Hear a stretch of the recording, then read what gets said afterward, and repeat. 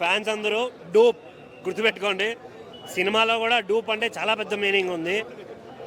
సినిమాకి వెళ్ళిన ప్రతి ఒక్కరూ డూప్ అనుకుంటూ బయటకు వస్తే చాలా హ్యాపీగా ఉంటారు.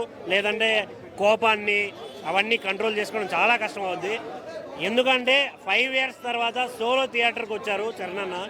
బట్ చాలా అంటే చాలా డిసప్పాయింట్మెంట్ అయితే అయ్యాను నేనైతే. స్టోరీ అన్న శంకర్ యాజ్ ఆడియన్స్ గా సెన్స్లెస్ స్టోరీ. ఒక సెన్స్ ఉండి తీసిన సినిమా కాదు.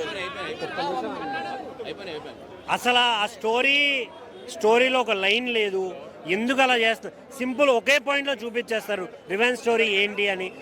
అసలు నేనైతే అసలు ఎక్స్పెక్టే చేయలేదు శంకర్ గారు ఇలాంటి సినిమాని మనకి తెలుగులో ఫస్ట్ టైం నేను చేస్తున్నాను సినిమా అని చెప్పి ఇలాంటి సినిమా తీస్తారు అని అయితే అసలు కల్లో కూడా ఊహించలేదు. కాకపోతే అక్కడక్కడ కొన్ని బీజిఎమ్స్, కొన్ని డైలాగ్స్, చరణ్ యాక్టింగ్, అంజలి గారి యాక్టింగ్, చాలా మంది చేసిన యాక్టర్లు అందరూ బాగా చేశారు. బట్ కొన్ని క్యారెక్టర్లు అనవసరంగా ఉన్నాయేమో అనిపిస్తుంది. వాళ్ళ యాక్టింగ్ని యూజ్ చేసుకోలేదు, అసలు ఆ క్యారెక్టర్ పెట్టాల్సిన అవసరం లేదు అన్న క్యారెక్టర్లు కూడా కొన్ని ఉంటాయి. ఓవరాల్గా చూసుకుంటే సినిమాకి వెళ్ళిన వాళ్ళు చరణ్ యాక్టింగ్ ఒక 1 or 2 సాంగ్స్ ఉంటాయి. ఆ సాంగ్స్ని చూసి హ్యాపీ ఫీల్ అవ్వాల్సింది తప్ప సినిమాని చూసిన తర్వాత బాధపడడం ఒకటే తక్కువైంది అసలు. అందుకే చెప్తున్నా అందరూ డోప్ బాయ్ అన్న. ఇప్పుడే గేమ్ చేంజర్ సినిమా చూడటం జరిగింది. చూస్తే నాకు కొంచెం భయం అవుతుంది భయ. అంటే ఇన్ని క్యారెక్టర్లు వచ్చేసి నేను ఇంతకీ ఏ క్యారెక్టర్లో ఉన్నాడో నాకే అర్థం కావట్లేదు అన్న. మర్చిపోయానే అప్పన్న క్యారెక్టర్ కానీ లేదు అప్పన్న నేనే మర్చిపోయినా. నేను ఇన్ని క్యారెక్టర్లు ఉండాలి అప్పన్న క్యారెక్టర్ వేస్తున్నాను నేనే మర్చిపోయినా. సినిమా అయితే బాగుంది బాయ్. ఇన్ని క్యారెక్టర్లు పెట్టడం వల్ల నేనే కన్ఫ్యూజ్ అయిపోతున్నా. మెయిన్ పాయింట్ ఐఏఎస్, ఐపీఎస్, ఓటర్ల కమిషనరు క్యారెక్టర్ తగ్గట్టు స్టోరీలు ఉందిలే కానీ కొంచెం డిసప్పాయింట్ అయ్యాను. ఇంకొంచెం గట్టి పెట్టుకుని ఒకే దాంట్లో ఉండాల్సింది. మనోడు కలెక్టర్గానే ఉంటే అయిపోతాడు. లేకపోతే ఇంటర్వెల్ తర్వాత మనోడు సీఎం అవుతాడు. కనీసం సీఎం అయినా కంటిన్యూ అయితే బాగుండు. అది సీఎం లాస్ట్లో సైన్ పెట్టేటప్పుడు కూడా మనోడిని క్యాన్సిల్ చేసేస్తారు. అది కొంచెం డిసప్పాయింట్ అండి. మనోడు సీఎం కావాల్సింది అసలు. తర్వాత సినిమా ఏందని చూపెట్టేవాడు మనోడు. అక్కడ కొంచెం ఆపటం వల్ల మన ఎలక్షన్ కమిషన్ అవుతుంది మనోడు. దానివల్ల ఏదేదో జరిగిద్ది సినిమాలు అయితే, మనం ఊహించినవి జరుగుతాయి భయ సినిమాలు అయితే కొంచెం నేను డిసప్పాయింట్ అయ్యాను. మెయిన్ పాయింట్గా నేను అప్పన్న క్యారెక్టర్లోనే ఉండిపోయినా భయ.